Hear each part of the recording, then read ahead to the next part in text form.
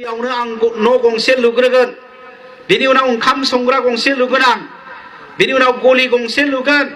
बिनि उनावसो आं गथ' खांगोन आंनि संसारा जागायगोन बेनिखायनो बिथाङा बुंदों जोंहा राव दंखायो जोंहा थुनलाइबो दंखायो जोंहा हारिमुबो दंखायो जोंहा गासिबो दंखायो बे राव थुनलाइ हारिमुखौ पृथिबियाव गोसारहोनानै गेरेमसा बर' हारि महरै जोंबो थांनानै थागोन आरो बेनिखायनो जोंनो बिथा नांगोन जोंनो न' गंसे नांगोन आरो बे न'आनो जाबाय बड'लेण्ड बेनिखायनो बर' माहारिखौ बुहुमाव गेरेमसा हारि खालामनो थाखाय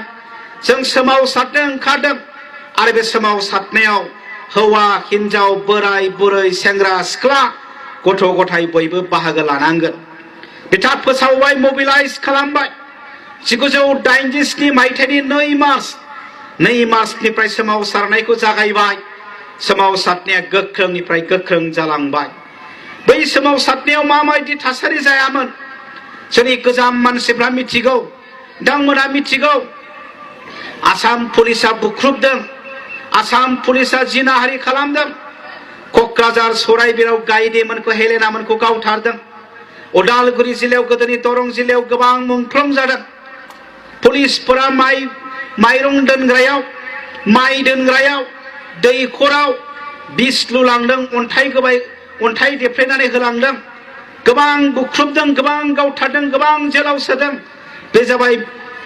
उपेन्द्रनाथ ब्रह्मनि बड'फा उपेन्द्रनाथ ब्रह्मनि दैदेननायाव जानाय आन्दलना सोलिगासिनो दङ सोमावसारनाया जागासिनो दङ हरखाब बिथाङा लोमजाबाय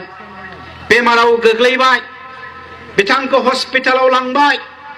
हस्पिटालाव लांनायाव रिपर्ट मोनबाय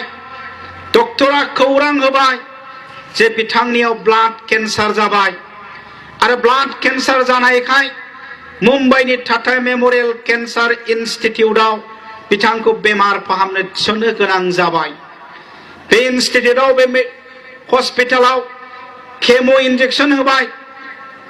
केम' इन्जेक्सन होनानै बिथांनि खानाया गुबाय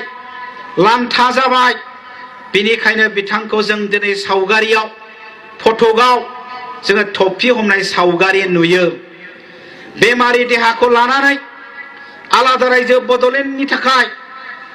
खेबसे नङा खेबनै नङा खेबथाम नङा खेबब्रै नङा खेबबा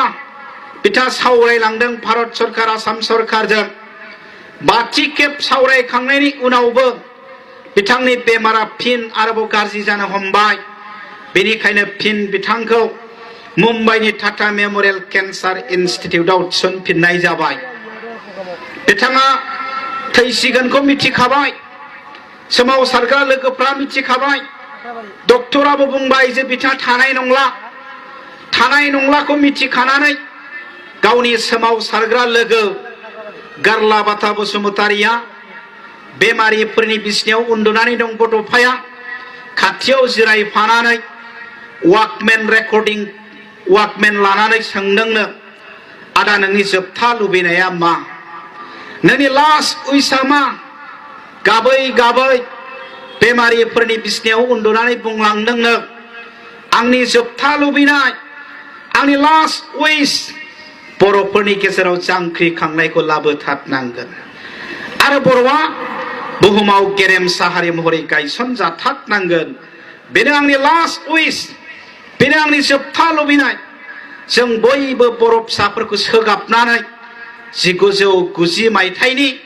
1 मे अक्ट'आव बिथाङा रुंसारि जालांबाय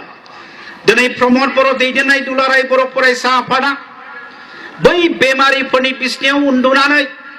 गाबै गाबै बुंलांनाय बाथ्राखौ सिगाङाव दोननानैसो बड'फा उपेन्द्रनाथ ब्रह्मआ थिनलांनाय बाथ्राखौ सिगाङाव दोननानैसो दिनैनि दुलाराय बर' फरायसा आफादा खामानि मावगासिनो दङ गोदान जेबो खामानि मावाखै गोदान जेबो हाबाफारि लायाखै बिथाङा बुंलांनाय बर'फोरनि गेजेराव जांख्रिखांनायखौ लाबोथारनांगोन आरो बर'आ बुहुमाव गेरेमसा हारि महरै गायसनजाथारनांगोन बेनो आंनि लास्ट उइस जोबथा लुबैनाय बे बाथ्राखौ सिगाङाव दोननानैसो जों खामानि मावदों मानोना मानगोनां नोंथांमोन जोंनो आलादा रायजो नांगौ बेखौ बुंलांदों थिनलांदों आरो बे आलादा रायजोखौ दिनै मोनफुङाखै जाफुङाखै जोबथा थांखियाव सौहैयाखै बिटिसिआव थाबथाफैनो गोनां जादों बेनिखायनो दिनैनि दुलाराय बर' फरायसा आफादा सोमावसारग्रा हानजाजों लोगो नांनानै आलादा रायजो बड'लेण्डखौ मोननो थाखाय सोमावसारगासिनो दङ सोमावसारनायाव मोननै बाथ्रा बुंनो गोनां दङ मानो सोमावसारदों आरो माबोरै मोनगोन मानो सोमावसारदों होनोब्ला आं एसे आगोलाव बुंबोबाय असमिया मानसिफ्रा जोंखौ दिनैबो गादबो दिनैबो नेवसियो गोदोथ' गोदो खालामखाबोबाय दिनैबो जोबाखै 1958 मायथाइ 1958 बे बोसोराव क'क्राझार फाथारमारिनि मोनसे मोसाग्रा हानजाया दिल्लीयाव गणतन्त्र दिवस फालिनायाव रिपाब्लिक डे फालिनायाव मोसाहैदोंमोननो बागुरुम्बा बे मोसानाया फार्स्ट प्राइज मोनबोदों सेथि प्राइज मोनबोदों 1958 सनावनो आरो बे बोसोराव रासियानि मस्क'निफ्राय सासे राजथान्दै भारताव दंफैयोमोननो बिथाङा बुंलांदोंनो आं बे मोसानायखौ जोबोद मोजां मोनबाय आरो बे मोसानायखौ जोंनि हादोर रासियायाव मोनसे हाबाफारियाव लांनाय जाथोंसै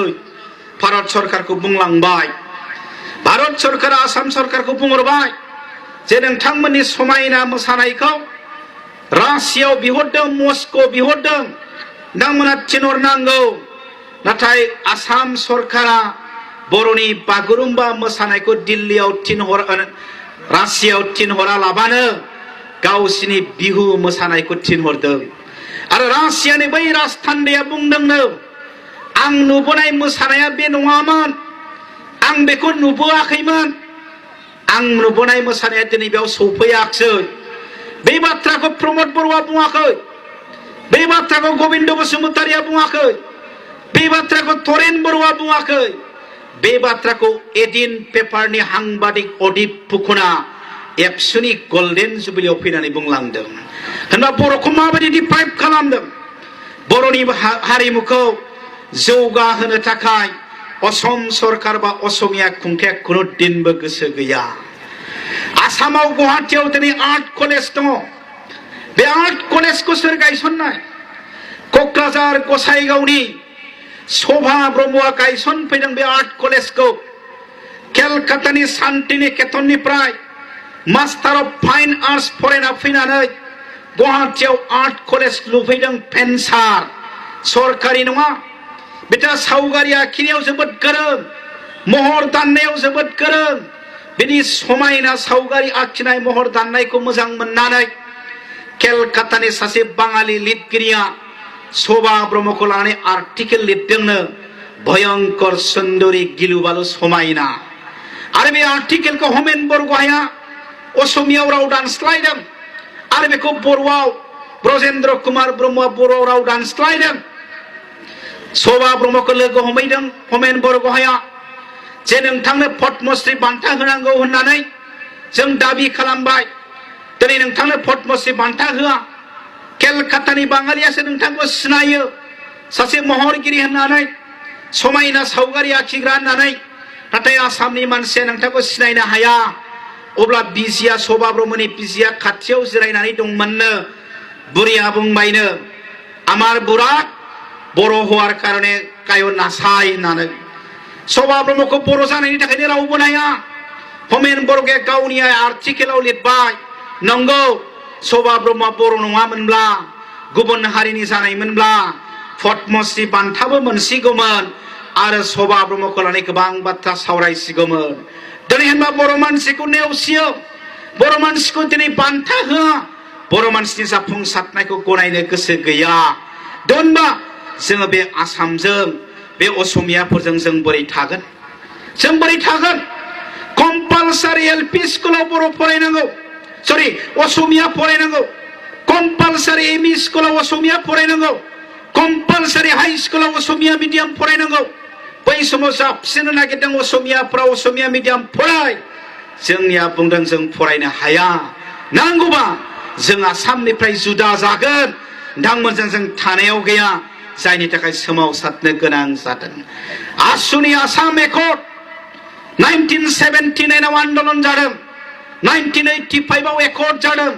6 number clause-आव लिरनाय दं थागिबि मानसिफोरनि रक्षा कवच indigenous मानसिफोरनि रक्षा कवच MLA seat reserve MP seat reserve साख्रि रिजार्भ एडमिशन रिजार्भ बे रिजार्भआ सोरनि थाखाय बे रिजार्भआ सोरनि थाखाय जोंनिया प्रश्न खालामदों बेबायदिबा इन्डिजिनियास मानसिया सोर थागिबि मानसिया सोर खिलन्जिया मानसिया सोर स्पष्ट खालामनानै हो खिलन्जिया मानसिया सोर जोंनिफ्राय स्पष्ट बुंदों जों असमिया नङा जों दहाय फैजेननायाव बेयाव मेथाइ दामदों आमी नहं अखमिया मेथाइ दामदों बेवहाय जोंनिया बुंदों जों असमिया नङा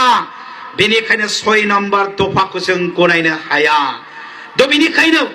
बेफोर जुक्ति बेफोर बाथ्राफोरखौ लानानै बर'फोरा आलादा रायजो बिबोदों दिनै नाय नोंथांमोन उदालगुरि जिल्लायाव बाक्सा जिल्लायाव चिरां जिल्लायाव क'क्राझार जिल्लायाव बिश्वनाथ जिल्लायाव सनितपुर जिल्लायाव धेमाजि जिल्लायाव गुबुन गुबुन जिल्लायाव एलपि स्कुल भेन्सार मानो सरकारि खालामा एमइ स्कुल भेन्सार मानो सरकारि खालामा हाई स्कुल भेन्सार मानो सरकारि खालामा गोसो जायोबा आसाम सरकारा खालामनो हायो बे स्कुलफोरा बर' मिडियामनि स्कुल बेनिखायनो प्रभिन्सियेलाइज खालामा दिनै रिटायार पस्ट थैनायफोरनि पस्ट भेकेन्ट पस्ट दिनै टेटजों एमइ एलिमेन्टारि स्कुल सालायदों दिनै कन्ट्रेक्ट फोरोंगिरिजों हाई स्कुल सालायदों जों बुंदों बिना सर्त बर' मिडियामनि LP school M E school high स्कुलाव फोरोंगिरि थिसन दिनै भेकेन्ट पस्टआ जोबनानै दं सासेबो फोरोंगिरि थिसना मानो थिसननो बर' मिडियामा सानफा गंफा थैलांजोबनानै सेस जायोब्ला असमिया मानसिफ्रा गाबोन जोबोद रंजागोन आरो बेखौनो नेनानै दं बेनिखायनो फोरोंगिरि थिसना दोनबा दिनै असमिया मानसिफ्रा जोंनि थाखाय माबा मावदों ने जोंनि थाखाय माबा मावदों ने बेनिखायनो जोंनो आलादा रायजो नांगौ बेनिखायनो जोंनो आलादा रायजो